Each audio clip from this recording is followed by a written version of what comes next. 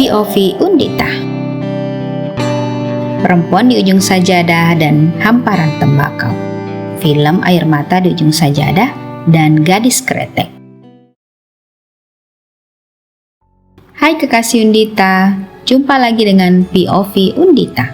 Kali ini aku ingin berbagi cerita tentang kesanku menonton dua film, yaitu Air Mata di Ujung Sajadah dan Gadis Kretek. Dua film yang tokohnya sama-sama perempuan. Sudah cukup lama sih keduanya tidak lagi ramai diperbincangkan. Namun rasanya sayang jika dilewatkan oleh POV Undita ini. Seperti biasa, saya selalu tertarik nonton film yang bisa bertahan lama di layar lebar. Kali ini, film ini yang ternotis bertahan beberapa bulan. Jujur sih, sebenarnya saya kurang tertarik dengan genrenya. Melihat nama-nama para pemeran utama, bisa terlihat bahwa cerita ini bakalan melankolis.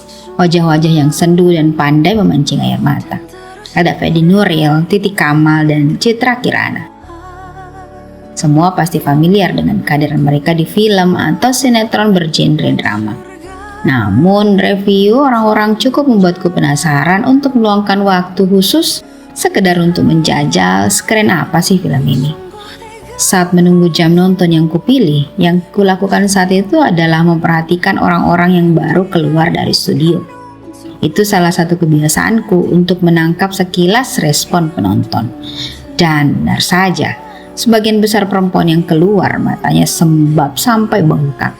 Mereka pada masuk ke toilet untuk mencuci wajah, sekedar menghilangkan sedikit efek dari menangis sepanjang tontonan. Berarti, walau tanpa pengukuran ilmiah, bisa disimpulkan bahwa sang sutradara dan penulis naskah berhasil memenuhi selera penonton. Akila yang diperankan Titi Kamal dikabarkan menikah di usia muda karena ibunya Halimah yang diperankan Tuti Kirana tak merestui hubungan mereka. Akila kembali ke rumah ibunya saat hamil setelah suaminya meninggal karena kecelakaan. Saat melahirkan, diam-diam Halimah memberikan anak Akila kepada keluarga Arif yang diperankan oleh Fedi Nuril dan Yumna yang diperankan oleh Citra Kirana, pasangan yang tidak bisa mempunyai anak dan juga adalah karyawan setia mereka. Sementara itu, Akila diberitahu bahwa anaknya telah meninggal. 7 tahun kemudian, ketika Akila melanjutkan karirnya, Halimah jatuh sakit parah dan mengakui kebohongan masa lalunya. Ia menceritakan kepada Akila bahwa anaknya masih hidup dan dirawat oleh Arif dan Yumna. Saat Akila menjenguk mereka, Arif dan Yumna khawatir orang tua kandungnya akan membawa anak tersebut pulang, yaitu Baskara yang diperankan oleh Muhammad Fakih Alaidrus. Hingga singkat cerita, dengan beberapa konflik yang menguras air mata, Akila pun merelakan anaknya untuk tetap diasuh oleh orang tua angkatnya. Cerita ini pada dasarnya mengangkat tentang bagaimana hubungan ibu dan anak yang selalu bisa memancing emosi.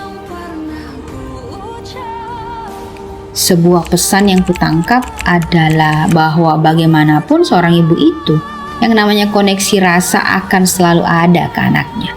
Tali pusar yang pernah saling terhubung secara harfiah saat anak dalam kandungan akan selalu menjadi pengikat tak kasat mata sampai kapanpun. Bahkan tanpa harus berada secara fisik. Keikhlasan Akila melepas sang anak yang ternyata sudah begitu dekat dengan ibu angkatnya Yumna sama sekali tidak menghilangkan esensi cinta itu. Begitupun sebaliknya, cinta Yumna yang awalnya terkesan egois semata karena cinta yang diciptakan dan dibangunnya mampu menghubungkan tali rahim kedua untuk Baskara. Membahas tentang perempuan dan cintanya memang selalu menarik. Tidak kalah dengan perempuan Akila dan Yumna, film seri Gadis Kretek di Netflix pun sangat membuatku tergelitik untuk mengabadikannya di POV ini. Walaupun jujur, tontonan bermuatan sejarah bukan genre yang membuatku bisa bertahan duduk lama.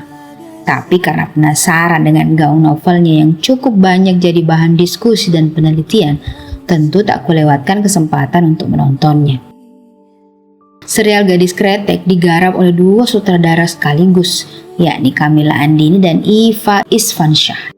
Dibintangi oleh Dian Sastrowardoyo sebagai Dasyah dengan setting waktu di dua zaman yang berbeda. Cerita berawal dari pencarian Drebas yang diperankan oleh Arya Saloka akhirnya berusaha mencari sosok misterius Zhengyah atau Dasyah yang kemudian membawa penonton kembali ke masa ketika industri kretek MCT dikuasai bos Idras Mulia yang diperankan oleh Lukman Rosadi. Juragan Idrus mempunyai dua orang putri, yaitu Dasyah dan Lukaya yang diperankan oleh Tisa Biani. Zhengyah tak kunjung mendapatkan jodoh dikarenakan perhatiannya lebih banyak ke bisnis kretek sang ayah. Sebuah fakta menarik yang ketemukan bahwa ternyata pada masa itu perempuan tidak diperkenankan untuk menjadi peracik ramuan dasar bahan kretek karena dianggap campur tangan perempuan sebagai peracik akan membuat rasanya terasa hambar. Sampai kemudian plot cerita menghadirkan tokoh Suraja atau Aryo Bayu yang mampu meluluhkan dinginnya hati Zhengyah dan menjadikannya cinta abadi.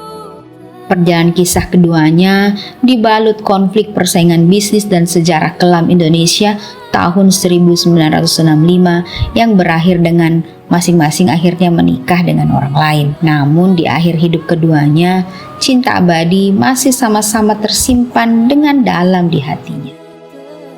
Pada dasarnya, kedua cerita di atas menunjukkan bahwa tidak semua yang dicintai mesti tergenggam secara nyata. Namun memilikinya secara rasa dan substansi lah yang menjadikannya abadi. Kisah Akila dan Yumna yang sama-sama harus merelakan orang-orang yang dicintainya untuk bertumbuh dalam genggaman orang lain. Akila dengan pengorbanannya untuk sang buah hati yang tak pernah sempat dirawatnya sejak bayi, serta Zhengyah yang tidak pernah bisa bersatu dalam ikatan resmi dengan kasihnya.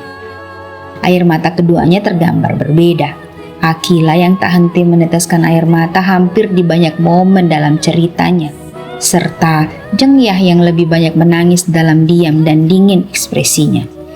Dua dari sekian bentuk menangis yang lekat dengan definisi perempuan. Menangis menjadi bahasa yang tidak selalu berarti bentuk lemah perempuan. Justru terkadang lahirnya tangis itu menjadi sumber kekuatan baru untuk terus bergerak maju menghadapi tantangan yang menghadang. Seringkali saat melepaskan emosi lewat air mata membuat perempuan menjadi makin kuat, seolah-olah semua sumber kesedihan itu melarut dengan keluarnya air mata. Betapa sebuah keistimewaan yang luar biasa dari sang pencipta untuk ciptaannya yang bernama perempuan. Film Air Mata, Di Ujung Sajadah, dan Gadis Kretek seolah-olah ingin menyampaikan kepada aku khususnya bahwa dimanapun itu, apakah di atas sajadah atau di hamparan tembakau sekalipun, menjadi perempuan adalah sesuatu hal yang istimewa. Segala simbol yang terlihat rapuh pun tak benar-benar rapuh dan lemah. Banyak kisah dan sejarah yang membuatnya jadi penuh warna adalah karena ada perempuan di situ. Demikian POV Undita kali ini, sampai bertemu di POV selanjutnya.